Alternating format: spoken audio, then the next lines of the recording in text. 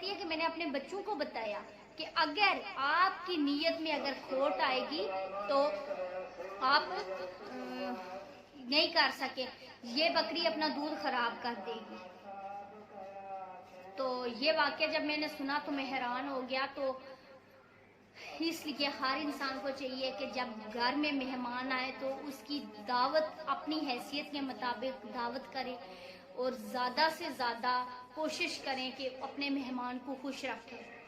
تو مہمان نوازی سے کوئی غریب نہیں ہوتا، تو جب مہمان آئے تو خوش ہوں، کیونکہ اللہ تعالیٰ انہی کے گھر مہمان بھیجتے ہیں جس سے اللہ تعالیٰ خوش ہوتے ہیں۔ تو کوشش کیا کریں کہ جب گھر میں کوئی بھی مہمان آئے تو آپ اس کے سامنے خوش ہوں اور آپ کے پاس جو بھی حسب توفیق ہو آپ اس کے سامنے پیش کریں۔ آج کے لیے اتنا ہی، اپنا خیال رکھیے گا اور دعاؤں میں یاد رکھیے گا۔ خدا حافظ۔